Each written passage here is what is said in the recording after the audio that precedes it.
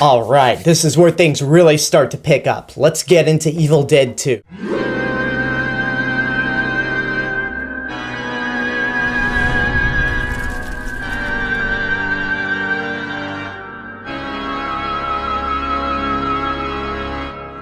Evil Dead 2, Dead by Dawn, is the sequel to The Evil Dead, which came out in 1981. This movie came out in 1987, and once again brings back Sam Raimi as director and Bruce Campbell as Ash Williams. The movie opens up with Ash and his girlfriend heading to this cabin in the middle of the woods. They find a tape recorder, they find the Book of the Dead, and all of a sudden Ash's girlfriend is possessed and killed, and then Ash is the lone survivor before the Evil Dead finally catches up with him. It pretty much is a modified recap or retelling of the first Evil Dead movie. When I first saw Evil Dead 2, I hated this opening because I just thought, this is Ash with just one girl, huh? They go to this cabin, he finds all this stuff. Doesn't he at all remember the events of the last movie? Why would he even go back to the cabin in the first place? Typical white people. That's the thing about us. If there's a haunted house, we will gladly go there, try to stay there, investigate it, whatever it takes. So we are that dumb. Well, anyway, back to Evil Dead. The first 10 minutes wraps up with the Evil Dead catching up with Ash, and after that, the Evil Dead takes Ash through the woods, spins him around, he hits a tree, and he starts getting possessed himself. But it goes in and out, so for the remainder of the movie, Ash is stuck in this cabin by himself, trying to fend off from the Evil Dead, as well as him turning good and evil back and forth. Now, I may have said that the first Evil Dead is the quintessential cabin in the woods movie, and I still stand by that because it's the first one. But Evil Dead 2 not only perfects this whole cabin in the woods scenario in terms of horror movies, but it is what put the Evil Dead series on the map as the series that we all know and love. This is truly horror comedy, and it's a perfect balance between horror and comedy. There are a lot of moments throughout this movie that are downright silly, like when Ash's hand gets possessed and it starts basically taking control of it.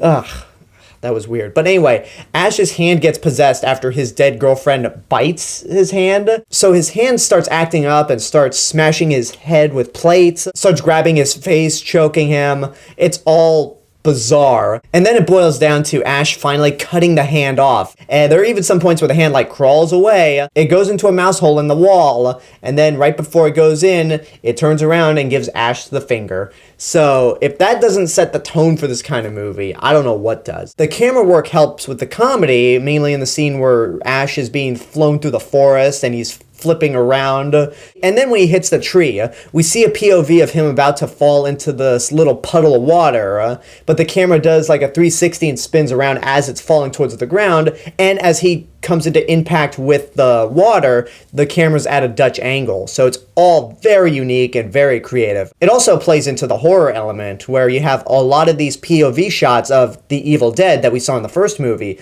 but there's a scene where it goes through the back window of a car and through the car, and then it chases Ash through the entire cabin. It's really impressive that the cameraman's able to go through this entire cabin while chasing Bruce Campbell, and it never manages to catch up with Bruce Campbell. He just goes through the entire cabin, and Ash escapes the Evil Dead. So again, the camera work is the star of this movie. I also really want to know how they did the shot where the camera goes through the car windows. Speaking of stars, Bruce Campbell is once again back as Ash, and this is the Ash that we are all familiar with. He's funny, he can be a dick at points, he can be sarcastic, he has the quippy one-liners, like the most famous one is groovy.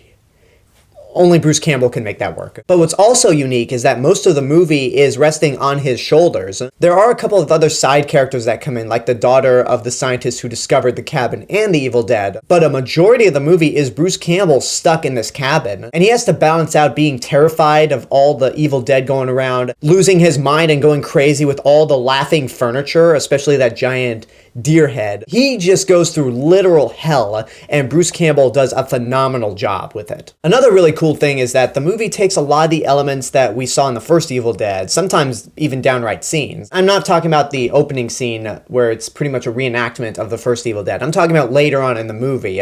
But it takes a lot of things that we're familiar with the first Evil Dead and kind of spins it around into a more comedic element.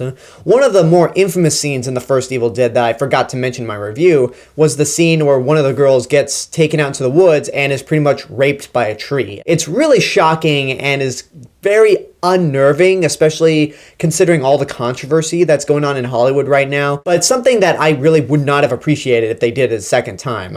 And at a point when it looks like they're going to do it a second time, when one of the girls just runs out into the woods and gets grabbed by a tree again, rather than the tree raping her, it just drags her through the entire forest until she eventually gets killed by smashing into a tree. Why are trees in fiction just giant assholes? First we got the kite-eating tree from Peanuts, then the Whomping Willow from Harry Potter, and now the rapey tree from Evil Dead. Just telling you, you can never trust supernatural trees. The production value is a lot higher. It cost around $3.5 million this time around, as opposed to the $400,000 budget that the first Evil Dead had, and it shows. It's not a super big budget because at the point where you see a stop-motion Ash crying out that the bridge is down, you know that they didn't have too much money. But for being able to do all these practical effects, these creature designs, and all this stop-motion animation, it works fantastically.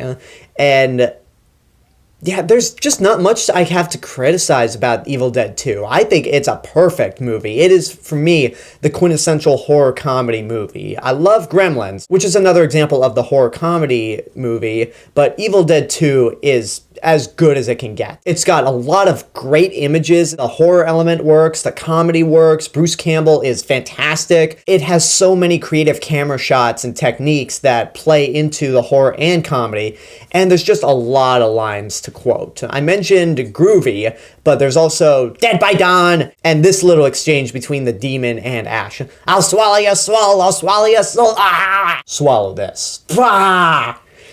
I can't get enough of it. There's nothing that I really find to be wrong with this movie at all. So I'm just going to say it right now. Get off your ass and go see this right now. And what's really great about Evil Dead 2 is that you don't need to see the first Evil Dead. If you do see it, go see it because it's a really good movie. But Evil Dead 2 works in the same way as Terminator 2, in the sense of they kind of recap the beginning of the first movie, just in case you haven't seen it, so you're all caught up. Because if you only see one Evil Dead movie, see Evil Dead 2. You'll be able to understand everything that's going on. And it does also help that the first scene of the movie is a modified retelling of the first Evil Dead, so you don't have to really go out of the way to see the first movie.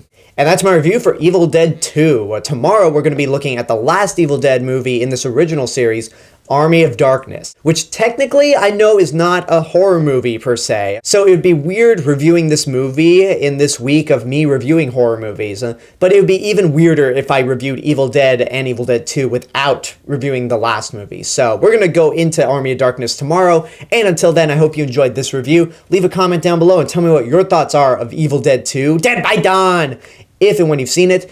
And as always, this is the real Mr. Robinson telling you there's only one.